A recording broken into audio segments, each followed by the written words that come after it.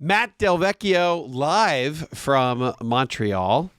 By the way, and again, who knows when people are listening, what season we're going to be in, but we're recording in February. So what is it like in Montreal this time of year? It's balmy, sunny, 90 degrees, Wes. Oh, I should be there. Yeah, well, let's say about 5-10 degrees right now. We're expecting about 8 inches of snow tonight, so we're hunkering down. We're a little fed up. But Montreal really is a beautiful place. So, particularly in the summer, it's amazing. Fantastic city, and yeah, wonderful. So Matt Del Vecchio, of course, is, I want to start with this, is that we, as a financial advisor and financial planner for 25 years, we are very much about kind of giving a roadmap or a financial timeline on when money's going to start coming in, how you're going to use your assets so that we don't run out. So, and I think a lot of America, that just in itself, getting to retirement financially, just being able to have the financial wherewithal to last for the next 20, 30, 40 years is really tough. So we plan to retire. We plan in America to retire. And what we don't plan for is to be retired. Very often, all of our effort is about how do we get enough money? How can I afford it? But then that's where the planning stops. So it's the second half of when I'm actually retired, what am I going to be doing? Am I going to be living in my house for the next 10, 20 years? And then what happens when I get older and I have to go somewhere else? And I know you really think about kind of that once you're in retirement. What are some of the things that get overlooked in this category? Yeah, I think you're bringing up a huge point, because when we think of retirement, we're looking at maybe our 50s and 60s, early 70s. We've worked hard our whole lives. We want to enjoy the fruits of our labor, and we're going to travel and live the good life. But what usually doesn't get talked about, Wes, is the second half of retirement. And this is a world that I'm involved retirement with. Part one, this kind of goes back to go, then slow go. Exactly. And, and I'm sure you've talked about this in the past, but just look at life expectancy. Just even from 1980, life expectancy has gone up about 4.5 years for Americans. And so there's 4.5 years later in life that you have to account for financial planning.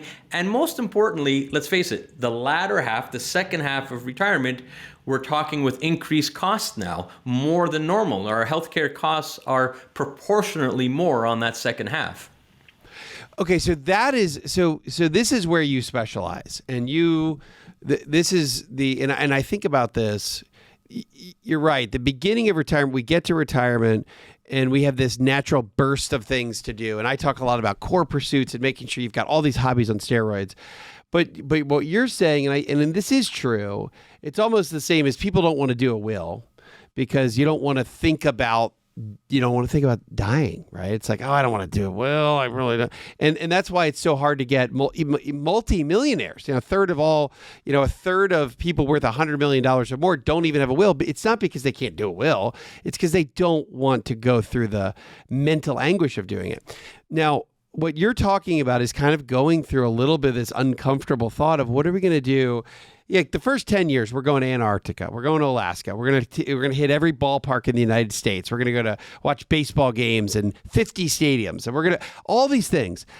But nobody really, you kind of don't want to think about, and this is where you come in here, that next, it's like when things start to slow down.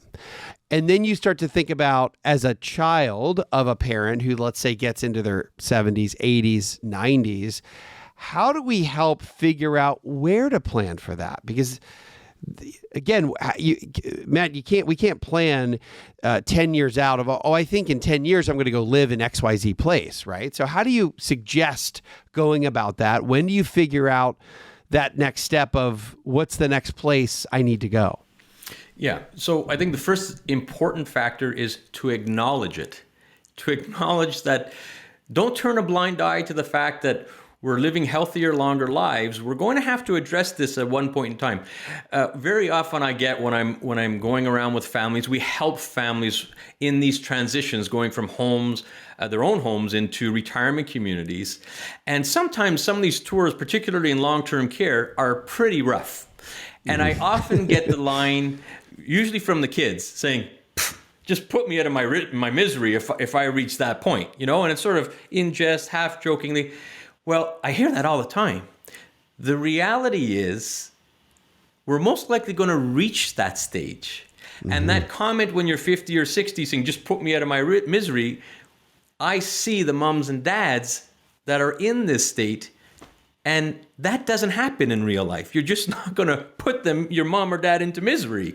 So you really do have to deal with the fact that one day we're going to have to deal with this. So good financial planning starting earlier, if you can, rather than being in crisis mode and having to deal with it's important. And insurance questions need to start coming up a little earlier. Am I covered with private healthcare insurance? Maybe I have to get extended healthcare insurance or drug insurance. Maybe I need to be looking into long-term care insurance as well. But these conversations need to start earlier in the process and not when you're 80. So again, maybe the terminology is slightly different between Canada and the United States, but in this, it's the reality is in both countries, it's similar. We need to have the conversation around healthcare. We need to have the conversation around long-term care. We need to have the conversation around being able to fund all of this. So you mentioned this, and you're painting this picture of walking around a place where if you were to tour it, you'd say, please don't ever put me here. So I want to know the difference between, let's say independent living, assisted living, long-term care, memory care. Can we go through or just being in a let's say a 50 plus adult community? Right. Can we walk through some of those options? Like what are we facing, and what year do you think on average do you see people having to make some of these transitions? And there's multiple stages. So let's start with the stages. And exactly. And it is stages, Wes, exactly. And I'll generalize in terms of aging and ages, but you've mentioned them. Independent living, assisted living, long-term care, and memory care. And I'll go through each one very briefly. Independent living is usually the first phase. I like to look at it as the best of both worlds. You're in your condo, if you will. You've got your kitchen. You're doing your own thing, but you have access within the building to services and amenities. There might be a dining room, a gym, a pool. There's activities. Socialization is fantastic. There's usually a nurse or a doctor on board. Nurse, full-time, doctor coming occasionally. Pharmacies, convenience stores. So this would be typical independent living. Fed up of the home, but I'm still very active. Ideal situation. And what is the average age, just in general, do you see people making that transition? And when is it time? Is it when when your kids say, hey, mom and dad, gosh, I don't want you driving around anymore to go when is that? What's the catalyst to go to an independent living? Right. So, and that's a very good question because there's different phases if you get to the others. So, for example, independent living is usually your mobility is good, cognitively you're fine, but maybe the burden of home ownership is just too much. I'm fed up. The house is becoming too much. I still want to go. So we're seeing independent living usually in our 70s, maybe early 80s, depending on your health. That's the age bracket there. Then we move to the next phase, which is what we call assisted living. Okay. And what's the catalyst for that? Some sort of health event, mobility event? Yeah. So in assisted living, it's a little more care. It could even be within the same building of an independent living, but there could be 2 or 3 floors that are considered assisted living floors. So you're a little more surrounded. There's usually meals included, housekeeping, laundry. There's a nurse usually on staff. So you are more surrounded with care. So now trigger events for that could be some physical issues. Maybe at home, the stairs are becoming too much. I just can't navigate these stairs. Getting in and out of the bathtub is just too dangerous. Mom's fallen a couple times. And now you might be looking at this assisted living, always on one floor. You've got people around, but you're still somewhat independent. And then that's going to be, let's say that's folks maybe in their later 80s. That's right. And again, generalizing with ages, because I've seen some 95-year-olds that will, outwalk some 60-year-olds. It's amazing. But That's so again, true. generally It's speaking, so assisted true. Yeah. living is usually mid to late 80s, sometimes early 80s. Well, let's talk about those two, because again, the reality here is that when we get to be in that, we get to a point health-wise, it may be that we need, just for our own safety, for our own parents' safety, we need to. It's harder for them to live out on the farm. I think about my dad. Right, he's late 60s, early 70s, and he's still mucking stalls, and he's still gardening, and he's still riding his horse, and he's still doing all those things. In 10 years, let's say when he's 80, is he gonna be doing that? And then, by the way, let's go to this. I'll never get dad off the farm. I'll never get mom to move from the house. I'll never get mom and dad to leave where they are. I know our listeners are thinking that, because that's the reality of the conversations that I've had for so many years. It is so hard for parents to ever want to leave. Do you face that? I have rarely had a mom or dad jumping and screaming to go into an assisted living or long-term care home. Okay. They don't usually want to do it. It doesn't happen. And let's face it, the pandemic has made this situation or this fear or anxiety even more present because of what we hear and what we see. So it's only normal and natural for people to want to stay at home. Oh, right. Of course, the beginning of COVID, the first images of COVID were from Seattle, assisted living place, and it was a disaster, right? That we had exactly. Yeah, it was horrible. So that's all adding into the psyche of people and digging in their heels even more. I'm not going anywhere. So in those situations, we call them essential conversations. And you want to try to have some of these essential conversations, planting seeds.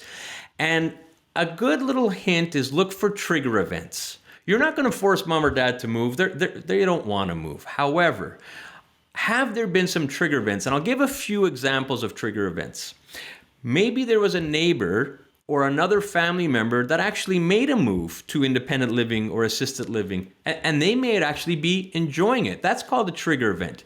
There might have been a fall or a hospital visit. On the farm, even at home in the city, you're tripping, trying to get into the bathtub, slip and fall, break a hip. These are trigger events that should start conversations. You hear one of these podcasts. I've never really thought about that. That's a trigger event, actually, that you could talk to. Hey, I heard Wes Moss talking about these things. You know what? We never even talked. Do you even have a will? What happens if you get hit by a bus? Well, I was, like using that term when we really want to find out what happens if you start to become ill. So look at those trigger events to start the conversations, and also with your siblings, not just mom and dad, because so often the brother and the sister and the other sister might not be on the same page. So these are important conversations. I do like this. I like the way you couch this. Essential conversations. It makes it sound important, but not scary. They're essential.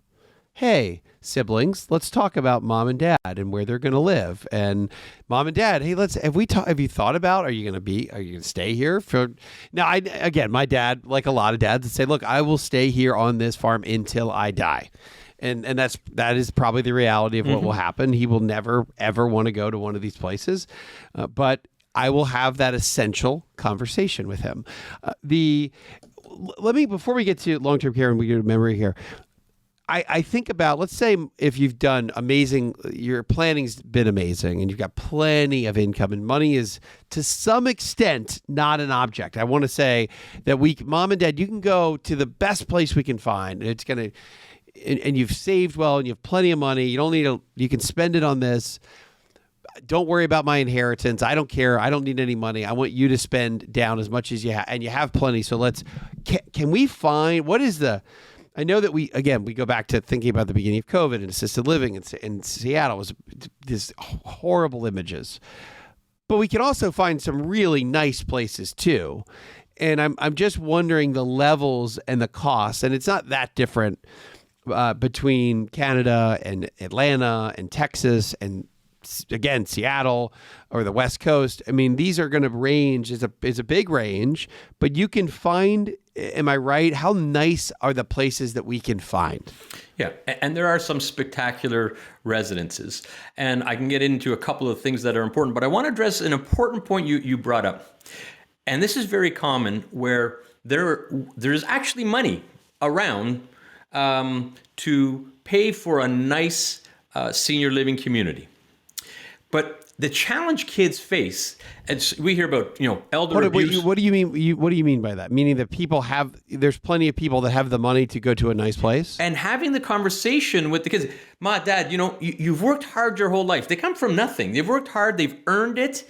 Spend it on yourself. Very often, the moms and dads, particularly those in the older generation, if you're in your 80s, their mentality is like rent. It's not even on their mind. They've never rented. They've always bought, they've always owned assets. And to think that they're going to have to spend money is very difficult for them. I've had situations where the kids are saying, spend it, Ma. Spend it. You have it.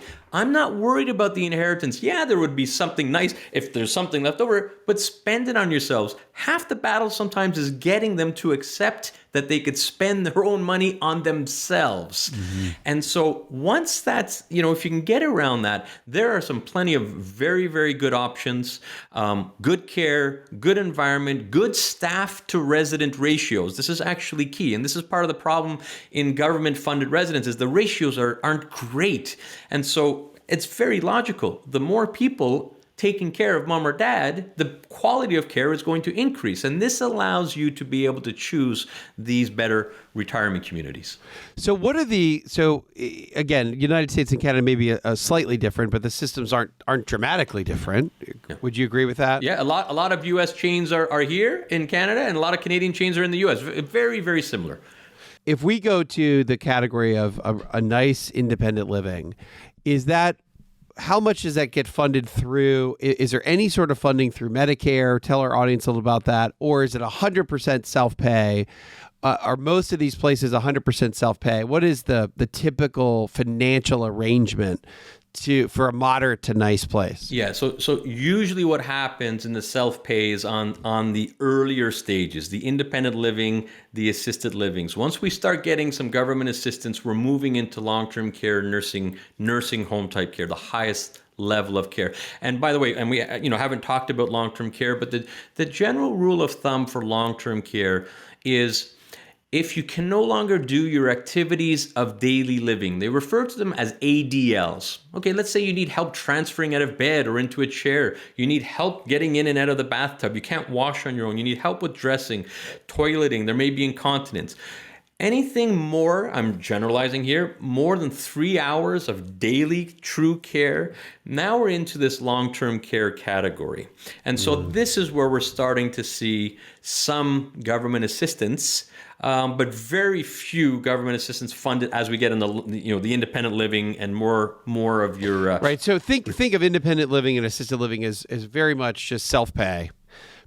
And then when we get into long-term care, you can do self-pay, or that's when some of the government programs in the United States and Canada can start to kick in. Exactly. Yeah. Right. And then, of course, memory care. Now that's kind of the... Yeah, I'm glad you brought that up because I think this is an important one. One, first of all, dementia-related diseases like Alzheimer's are going through the roof. We're at about 6 million Americans, which is probably on the low end. That's going to double in the next 30 years. Holy cow. Crazy stat. More people die from Alzheimer's than breast cancer and prostate cancer combined. And it's only going to get worse because we don't have a cure and the population is aging. So I'm glad you talked about memory care because we can't assume that memory care is automatically long-term care. It may not even be assisted living. Memory care are residences and communities that have staff that understand these cognitive diseases. For example, staff that knows how to de-escalate situations, how to redirect, even bathing. People with Alzheimer's, sometimes, not all, but many have trouble showering. Water on their face for whatever reason is traumatic. So you need staff that knows the clientele, that can take care of them properly. You might have someone physically fit. You might not even be able to tell this person has Alzheimer's until you start talking to them. These are people that could be flight risks or wanderers. And they've got, they'll walk like crazy, but they have Alzheimer's. And these are the stories we see on the news where they get lost and they're found in very cold temperatures, very dangerous. So memory care is becoming a niche that is becoming more and more important. And I want to, just make sure your listeners understand that memory care doesn't mean long-term care necessarily. So let's go into finding some of these places. And I know this is a big part of what you do for a living. And I know you're a radio host. B, you are helping. You're a professional consultant on aging, which means, and I've had this scenario in the 25 years that I've been in this the retirement advice business, financial planning and investments. This obviously comes up, and it's coming up more and more today as my own client base is aging. They maybe started with me when they're 60. Today they're 85. And now their kids that I've gotten to know are trying to help mom and dad, or mom or dad independently, go find a place. And it's really tough because there's so many. And I think about Atlanta as just one option. There are hundreds of choices to go, and all these different levels: independent living, assisted living, long-term care, memory care. And what stage is mom and dad at? And do they really want to go, or they're kind of on the fence? Where do we start finding the right fit to this puzzle? And that's the perfect word, is the right fit, okay? Because it could be different stages of your life that you're looking. So we always suggest, first thing, try to find a place that has the right culture and environment, but the most important factor is the right care, not just for today, but for tomorrow. We have to assume as we age, we are going to require more care. So don't assume independent living, this is great. But if you already have some care issues, you want to be able to find a residence, a retirement community that offers a continuum of care. So care is first and foremost. Another big one, Wes, is actually food. Food is huge. Explain that. So if we're moving out of independent living, you're cooking your own food, you go to the dining room every now and then, but very often the dining room becomes more and more popular. I don't want to cook, or we're going down there. In fact, I'll put a meal a day in my rent. It's going to be less expensive. So you want to be able to choose a place that puts emphasis on food. And very often what we suggest is, just don't take it for granted. Everyone's going to say, look at our menu, we have great food. Go there once or twice. They're going to give you a complimentary lunch or supper. By the way, if they don't offer that complimentary lunch or supper, that's not the place for you. Right. The good ones want you to taste their food. They're proud of it. And food is a big factor. So care and food, and obviously culture, environment. You want to find an environment. Even religion comes into play as well. You want to find that right environment where, as you're having your complimentary lunch or dinner, you're looking around. You see the people. Are they just like you? Because this is the big benefit of retirement communities. If you're home alone, you've heard it. Loneliness and isolation has just been a killer. The big benefit of retirement communities is you're living the best of both worlds in your own little world, and you want to be in your cocoon, but you can get out there, you're socializing, you're meeting people. That is tremendous stimulation cognitively for everyone. What am I searching for? If I go to Google and I want to find someone that's going to help me find the best place for mom and dad, what is the profession that I want to be searching for, number one? And then two, how do these people get paid in a way is it fair to do it as a flat fee? Do these companies or consultants get compensated by the facility that they place someone in? Can you choose how to pay for somebody? How do we get someone that's objective? Tell me about the industry that we want to go look for in whatever city we live in the United States or Canada. Yeah, and it's a very good question, because there are some technology plays where they're doing SEO and they're getting the top prospects, and they're able to now have you as a client, and they're going to recommend communities, residences that would be appropriate for mom and dad. But you're responsible for organizing the tours, going out and seeing them. Okay. Hold on. So what is the name of the profession and the consultancy that would that would help a family do this? Yeah, so there's a bunch of names. Elder care planning is one. Housing advisor is another one. Senior transition specialists are another one. So there's different categories. And generally, when you do a search, you're putting in looking for ideal retirement communities, and you're going to get a bunch of communities, but you're also going to get some companies. But I want to. So elder care planning, senior transition specialist. Yeah. What do you call you? What do you? How do you? If somebody asks you, what do you do? What do you call yourself? Transition specialists.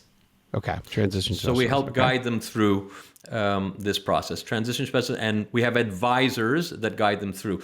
But you're bringing up a huge point, and in fact, it's a bit of a sore point in the industry, and I'd like to caution listeners, because one of the first questions you need to ask is, do you represent all the senior communities in my area? Because that's the answer you want to hear is yes. You don't want to run into a situation where only 30, some offer free services, many offer free services. But what they're not exactly clear and upfront with is the residences that they're going to recommend to your family are paying them a referral fee. Hey, it's business, no problem. But if there's only 30% paying referral fees, do you mean to tell me you're not going to show me 70% of the residences could be across the street? And that's an important question you need to ask, because as a family, you want to know 100% of what's out there. So I tend to lean towards the professionals that are on a fee-based basis, because they have no allegiance to any residence. You are the client for them, and they will go into this neutrally to pick and suggest and recommend the best retirement community for mom or dad, 100% of them out there. So you may have to dish out some dough at the beginning, but those are usually the best ones that will provide the best solution. And you're okay with either a fee, or as long as you are neutral and you are open to all communities, that you would be okay with both models? That's the key. Hey, charge me a fee. It needs to be a reasonable fee, but I want to make sure you're showing me everything that's out there. I don't want to leave any stone unturned. But I guess that is, I think about these apartment finder services in most big cities, and that's exactly how it is. It's they're paid by 20 different big apartment complexes, and they say, oh, it's free, but they're setting you up with only those 20. That's just the reality of the business. And Wes, also at the other end of it, you've got it's corporate decision, right? So if you've got a chain of retirement homes, and at the top, the big brass are saying, you know what, we're paying marketing dollars, we're paying SEO, we're paying salespeople. Why am I going to pay a third party to bring business when I'm paying my own employees to do it? So we get that attitude with some chains, and so that's okay. I've got no problem with that. But if I'm now in my local town looking for a residence, they're not paying referral fees, but I might want to hear about them because that might be the best in town. Right. Okay. So this, either you do this as the daughter or the son of a parent, and you go and you contact all the places in the community, and you go and you visit. Sounds like it would take a long time, by the way, to really do that job right. The average is about 80 to 100 hours of an individual, not going through a professional, of what it's going to take from doing the search, doing the tours. It's averaging between 80 and 100 hours. So a couple months. Yeah, if you're working full time and you're doing this on your off time, it could take you several months to really get a feel for the perfect fit for mom or dad. Yeah, exactly. I mean, Atlanta, there's hundreds just in your region. Montreal, again, hundreds. So if you've got the time to do it, no problem. But it is always best that, choose the expert that they're in there all the time. They know what's going on. They know the good and the bad. They know if there's promotions running on. So for something that you're probably going to be doing once or twice in your life, it's always best to try to reach out to the professionals. What would be an appropriate fee if you're doing a fee based? What are we talking approximately to find the right fit? Yeah, they're all over the map. Typically speaking, some will charge on an hourly basis. Like $100, $125 an hour. Some will charge out like a $1,500 flat fee all in. Some will even say, listen, if mom happens to go into a residence that's paying me a referral fee, I'll kick back your consulting fee that you paid me because I'm receiving money at the back end. I don't want to double dip. So you've even got some people doing that as well. Yeah, I know that one of the things you talk about is kind of the guilt that mom or dad is going into one of these places.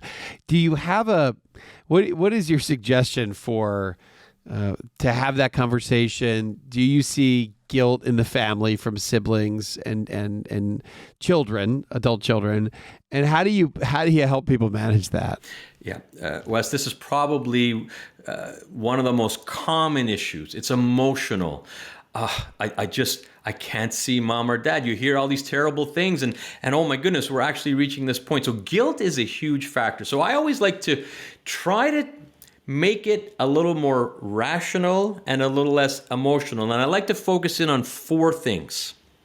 Yeah. 1, safety and security. Is mom or dad in a safe and secure environment at home? Is there risk of flight risk, wandering, slips and falls, harder to get into bathtubs, even toileting? Is it a safe and secure environment, number 1? Am I offering proper care? So proper care is the second one. Usually it's a spouse or a daughter. Am I even trained to take care of mom or dad who might have Alzheimer's, who might have physical needs? Just transferring out of bed and not using your back and legs properly is an issue. Do I have the ability to provide proper care? The next one is the caregiver and support systems in place. Number 3, caregiver and support systems. Yes. Do I have the support systems in place? If I'm a busy professional, I'm working and mom's alone at night, or if I'm a spouse and I go to the grocery store and my husband's alone, do I have the support systems in place for that person who requires the care? Okay, that's very important. One of the biggest issues we see is caregiver stress. Caregiver stress, trying to do the best they can. I could do it. I could hang in there. But meanwhile, what's happening? They're falling apart. There's family relationship issues. There could be marital issues, substance and alcohol abuse issues. If you've reached that point, you no longer have the proper systems in place for caregiving.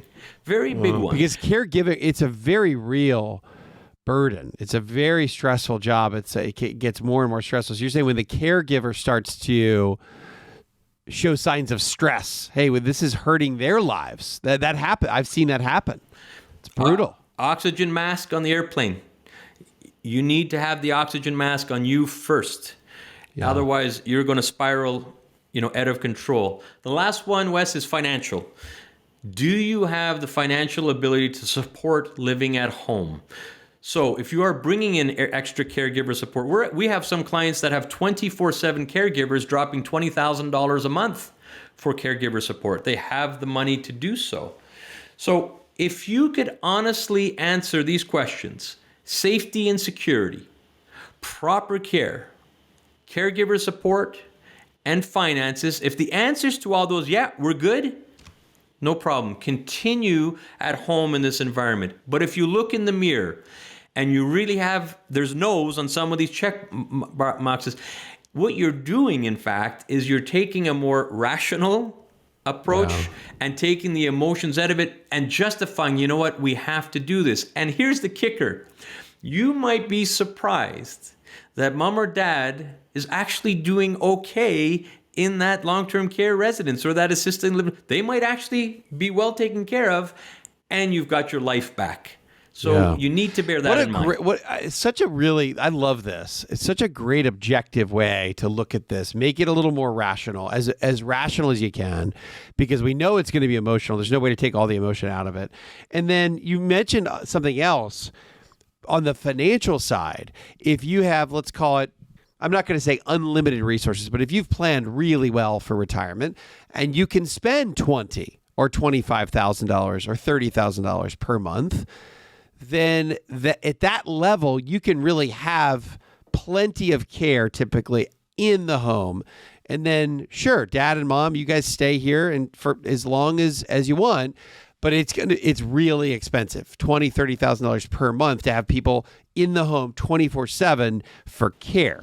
There's that, and even if you're at that 24/7 for one person, we've had some families that say, you know what?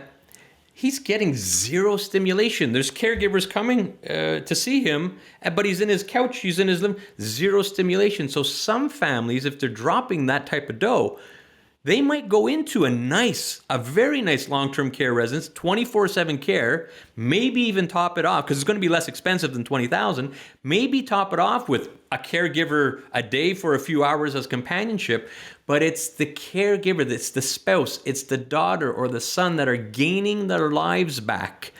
You talk about the financial cost of someone who has to quit their job to take care of mom. Think about that. And so some families are saying, you know what? Maybe this is the best of both worlds. And dad's going to get stimulated. There's action. There's people around. There's activities. So there's two sides of the coin to that. God, such a good way to look at this. Let's talk about downsizing for just a second. I have one of these statistics. I've talked about downsizing for retirees, and I say that happy retirees don't downsize because they want to continue to live in their home as long as they can so that all their adult children can come back and their grandkids and so they don't go from a 5-bedroom down to a 2-bedroom. And again, that's what my research has shown. But I also understand that over time, at some point, most people do need to have some sort of downsizing. And this is in this latter half of retirement is where you're specializing. So talk to me about downsizing. There's dozens of things that have to happen if you're going to actually downsize. Can you walk through some of those things? Yeah, no, sure. This is a big part of our world as well. I'm smiling because it's usually, it's the elephant in the room usually, and it happens to be, I wouldn't even put it in the second half of retirement. It's usually in the first half, you're a little younger, you're either fed up with the home and you just want to downsize, no problem. So we always have a couple of nice tips for downsizing, and one is starting early. Start purging early, in your 40s and 50s and 60s, because I got a little one of the things that I hear all the time, and you mentioned it here, moms and dads are going to put stuff in the basement because maybe my grandchildren are going to need this, or maybe my son will want this, or daughter. Guess what? Your kids don't want your stuff. They don't want it. The big dresser drawer that they spent a fortune on, and they're insulted that they don't want it. Wall Street Journal has even written about this. I think the title of the Wall Street Journal is literally "Mom and Dad, hey kids," or wait, I think it was "Hey Mom and Dad, your kids do not want your stuff." Yeah, that's exactly right. It's like, but this is passed down from generation to generation. It's a marble and Bolivian wormwood dresser. Mom, we do mid-century modern. You can keep your dresser. But yeah. That's it. And they're insulted. I spent a fortune on that. And how could you do it? So start early. Number 2. So start early, purge. Number 2. One room at a time. Start with the rooms that aren't used a lot. The extra bedroom, the basement, the garage. Start with that. 6-month rule. Something you haven't used in 6 months. You have to honestly look in the mirror and say, do I actually need this? If it's seasonal stuff, no problem. But we like the 6-month rule. And I love creating what we call yes, maybe, no piles. Okay, so you're going through the purging process. You create a yes pile. No, I absolutely need this. Memories, painting, whatever. Yeah, you've got your maybe pile. Not so sure. And then you have the no pile. And here is the absolute key. That no pile. Don't go have a glass of wine now or have a coffee and sit on it, because what's going to happen, your mind's going to go, and that no now goes to maybe, and the maybe goes to yes. Once you create that no pile, get it out. That is key. I think we could all use these tips right now, long before we do downsizing. I like the yes, maybe, no pile. And then, also consider in downsizing, people don't like getting rid of their stuff. There's usually an emotional attachment to it. However, I find very often the very last stage is throw it out. Okay. And a lot of stuff will have to get thrown out. But the stage before that is either sell or donate. And this is becoming more and more popular. Someone who's worked hard for that piece of furniture or that chair that your kids don't want, maybe you can give a second life to a family in need. Someone who's come to the country maybe and just doesn't have the wherewithal. So we love this, particularly people in their 70s and 80s. If they know that their cherished belonging is going to be supporting another family in need, that's a big thing. So a lot of donations are very popular in the downsizing process. I want to go back to the conversation, I keep thinking about my dad and his farm. And I think about, my mom is in a place that is, let's say, a very active, it's her own townhome, a lot of friends and neighbors around. So it's very social. She lives right next to a golf course. It's a great little place, and she's totally independent, but she had to go through a knee replacement this year, and that was tough. And my sister, who lives near her in the Philadelphia area, was able to come help, and she's a physician's assistant, so she's the medical one in our family, so she's been really helpful with mom. And then mom has had several friends come and stay with her as making sure she's using the knee and getting back. She was very active, and that's why her knee kind of wore out. And so I think about that, but I think about maybe my dad's place. So again, it's a townhome. She could live on all one floor if she really needed to, and she had to do that while she was recovering with her knee. But I think about my dad's place, and again, it's like he lives on a farm, and we've got horses and barns and tractors and gardening and 3 stories and a house that was built in the late 1700s and restored. He does not live in a place for somebody who's, let's say, much, much older, and he's fine now. But what do you? This is another challenge. Yeah. And it goes far beyond just a scenario of a farm like your dad, but this is real life for many, many individuals. And we're calling it, what can we do to age in place? As opposed to making that move. And we're getting more of that because the pandemic has scared everyone and no one really wants to move. And so aging in place is becoming extremely popular. However, things have to be done to make sure you can age in place in a safe and secure way. So I like to break it down into 2. We'll call it the simple, common sense ways of aging in place. And then we could crank it up a little bit with maybe some renovations and remodeling. And I'll give you some examples of both. Simple, common sense adjustments. Start with decluttering. You will not believe how many slips and falls happen because there's too much clutter. Those pull rugs, those mats aren't necessary. Get rid of them. Bathtubs are huge. You could, simple anti-slip matting in the bathtub is important. Lighting, simple. Brighter lights, vision is a big issue. And then you could take advantage of some technology. Things like Alexa and Facebook Portal, where the family can communicate a lot better with mom or dad, make it safer. And then I would also say medical alert systems are becoming more popular, like a Lifeline type thing, where there's GPS tracking if you've fallen. Those are simple, common sense ones, not big investments. Apple Watch. Yeah. Yes, Apple Watch is another one. They're actually one of the market leaders now, and they've chosen that as a niche. Very smart. Cranking it up a little bit. I need to age in place, but mobility is really becoming an issue. So now you've got things like grab bars in bathrooms, solid grab bars. And I don't mean towel racks. Towel rack is not a grab bar. So many times people slip and grab that towel rack and they're done. Grab bars. Walk-in showers or walk-in bathtubs are becoming popular. You can't get your legs over the bathtub. For those that might be requiring, or if you're in a wheelchair or a walker, you need to lower things, counters, cupboards, appliances, ramps at the front entrance. So these are heavier renovation and remodeling. And for those, there may even be some state or federal loans or grants to look into because more and more people are doing that and it's required.